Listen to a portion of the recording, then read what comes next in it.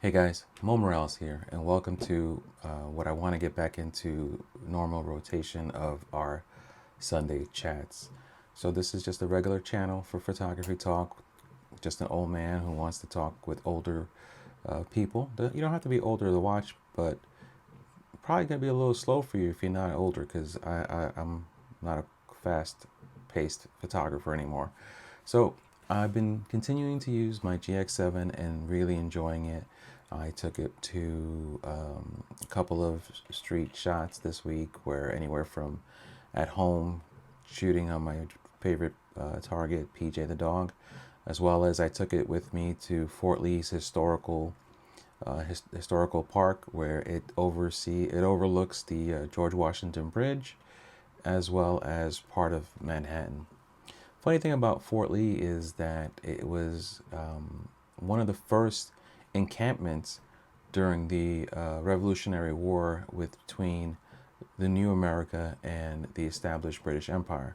So that's one of the famous facts of Fort Lee. And another famous fact of Fort Lee, which is kind of weird that I didn't know this, but it is the kind of the birthplace of America film lines, the studios and all that stuff, where all the big filming started before everything moved over to Los Angeles, California, and all that stuff. Matter of fact, Fort Lee, Cliffside Park, and other places on the edge of the Hudson River facing New York City has deep, stiff cliffs. So the phrase cliffhanger is known today because of a movie that leaves you hanging, or a TV show that leaves you hanging, or anything that kind of leaves you hanging, waiting for the next episode to come. Well, that phrase originated from Fort Lee and all the areas surrounding, because they used to film all the serials there. The serials would be filmed there and on a weekly installment be shown at your local movie theater. And since they were on a cliff, almost hanging off the edge of the embankment there, that's where the phrase cliffhanger really started from, which then translated to the serials, which then translated to all the movies we watch nowadays that kind of leave you hanging. So yeah, so I've been enjoying my time with the GX7, the 14 millimeter 2.5 lens, as well as the kit lens 14 to 42. And as you can see, as I've been talking here, some of the photos I've taken, and it's just been a joy. I went for a walk yesterday morning um, to Fort Lee, like I said, and that's where I took some of these shots. And then this morning, there's a park near me called Overpeck Park, and it kind of is a park that is surrounded by three or four major cities. So not one city can claim the park as its own park, because every one of these cities has a border on it. So you could enter the park from any part of these three or four other cities. It's a beautiful park too.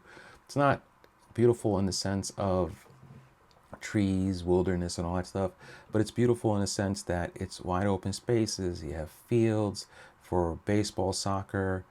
You have plenty of um, concrete tar slash area to walk around in. You could do over 3 or 4 miles in laps, considering how big the actual park is. So there's a lot of beauty to it. There's a fair coming through our here in New Jersey. We have state fairs, county fairs that come into town once a year, different locations, different timing, and it looks like Overpeck Park is setting up for one of the ones that are coming through town. And then I also, thanks to Nick from During the Meanwhiles, saw some dandelions, and for the first time actually considered photographing dandelions in a way to make them look beautiful. They're not beautiful, by the way. This is middle of the day.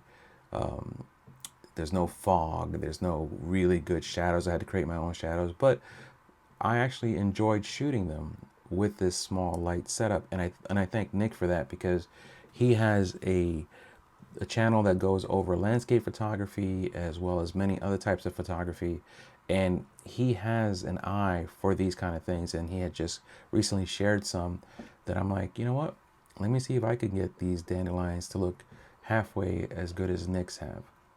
All right, I didn't want to talk a lot today. I just wanted to keep you up to date with the GX7. It's fast becoming my favorite camera. You know, I'm going in knowing the limitations of this camera, and I've been having a great time with it.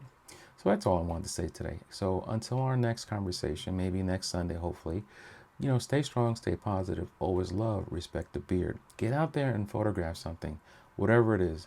It doesn't have to be beautiful, but it can be beautiful to you. Just keep practicing, basically. Take care.